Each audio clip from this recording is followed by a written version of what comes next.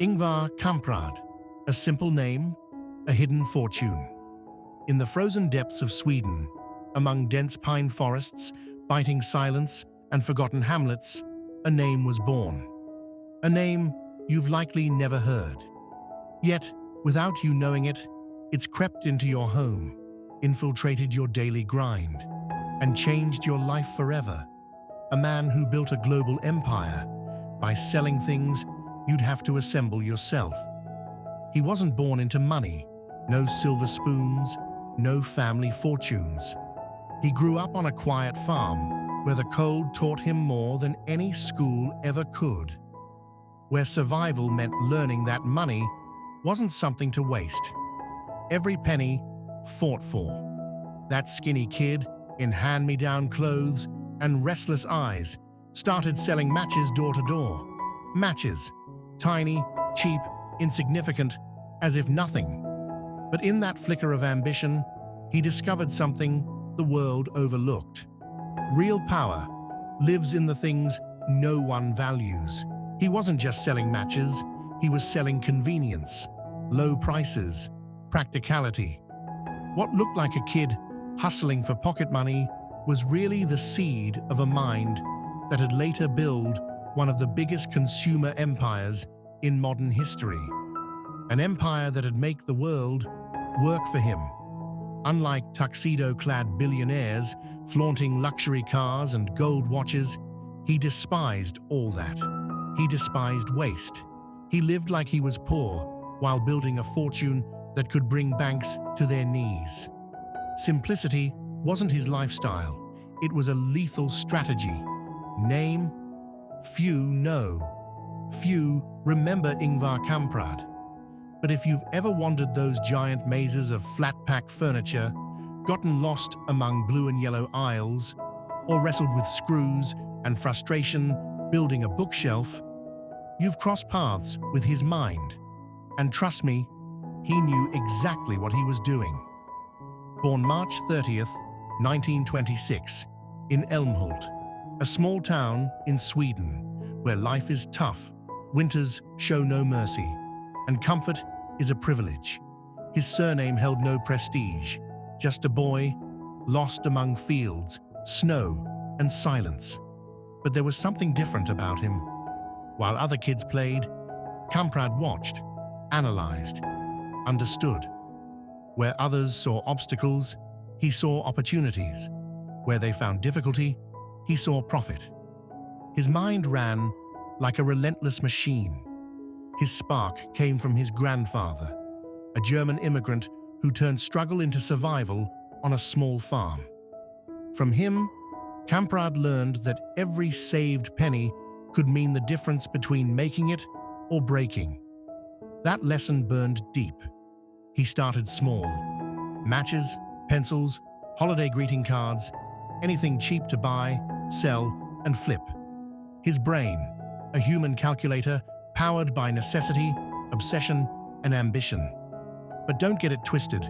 It wasn't greed. Kamprad never lusted after fancy cars or mansions.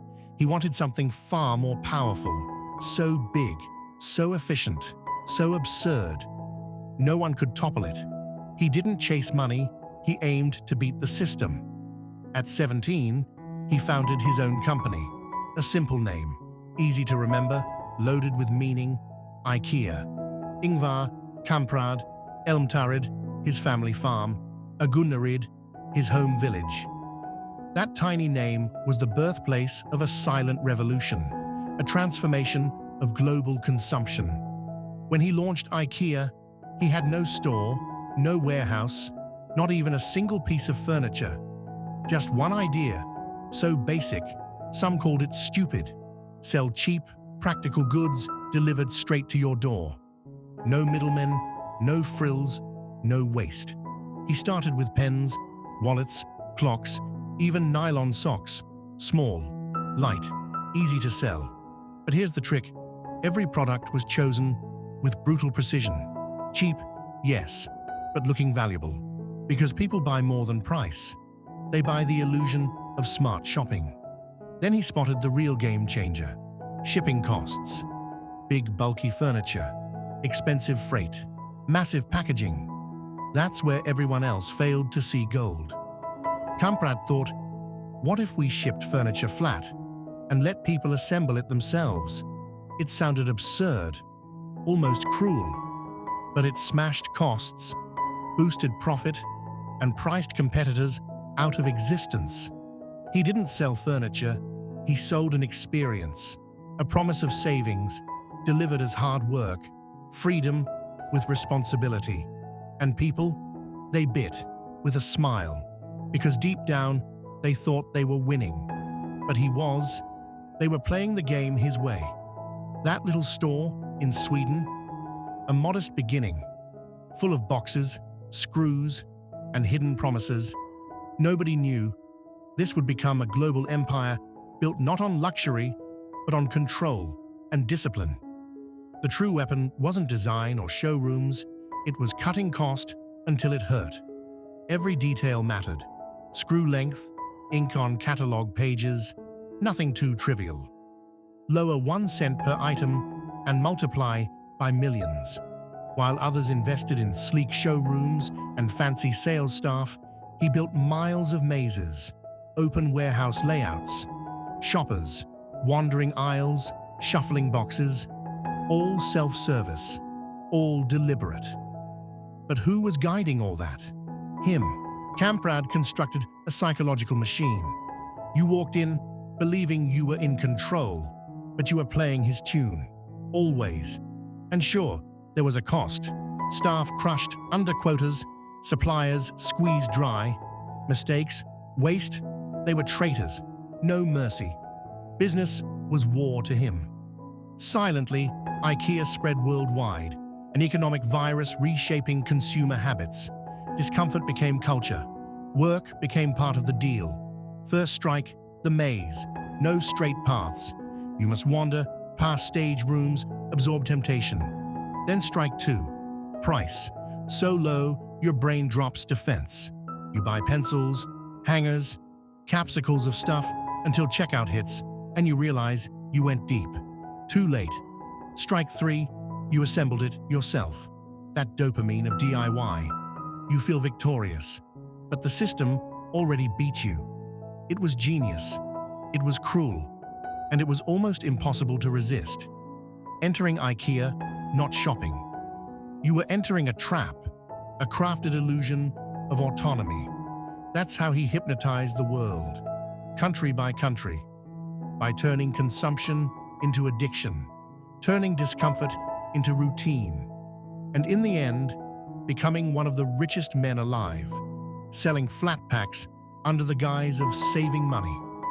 Behind the cheerful aisles, comforting showroom scenes, irresistible price tags, lay a darker truth. IKEA wasn't a store. It was a machine, built on unwavering efficiency and profit obsession. Kamprad walked the talk. He rode public transport, drove battered cars, stayed in budget hotels, drank coffee in IKEA cafeterias. No humble brag, just tactic. A constant reminder, waste was a crime. His system was brutal. Suppliers pushed to collapse. Cheap raw materials, mass production, logistics precision. Competitors looked amateur in comparison, unless they obeyed. Didn't? You were left behind. There were critics, accusations of exploitation, cheap labor in poor countries, eco-damage, soul-crushing cost pressure. But the empire stood strong, because consumers didn't care. They wanted low prices, convenience, the illusion of a bargain. Kamprad knew morality was flexible when money's at stake. Business wasn't about being nice, it was about winning. So his empire grew. No waste, no pity. And as it spread, questions arose. How many shadows can one empire wear before it collapses? And in the end, do we care as long as prices stay low? His simplicity, minimalist design, and rock-bottom prices hit a cost no one saw. A logistics beast fueled by unseen human labor. IKEA's success was built on sacrifice. Lives sacrificed behind flat boxes and colorful catalogs. In 1994, scandal rocked his image. Documents revealed his youth involvement with Nazi sympathizers in Sweden. He apologized, called it the worst mistake of his life, blaming youth and ignorance. But that stain never fully left. Critics spoke up. Workforce abuse, sweatshop conditions, corner-cutting ethics. For him, it was simple math. A system is a system. Break it or be broken. Despite smiling families, couples picking couches, kids roaming the aisles, behind that comfort lay a ruthless machine. It never sleeps. Kamprad passed in 2018 at 91, leaving a legacy still echoing in global business and living rooms everywhere. IKEA today is the world's largest furniture retailer, still engineering those blue-yellow labyrinths and flat-pack dreams. Yet his legacy is a paradox, equal parts innovation and controversy, an empire balanced on a razor's edge. Just like his every product, you've got to unpack the layers to truly see how it all fits. And if you made it this far, you already know. Behind every empire, there's a mind, and not all of them play fair. So hit that like button, subscribe, and turn on the notifications. Because the next stories we're about to uncover will make you question everything you thought you knew about success.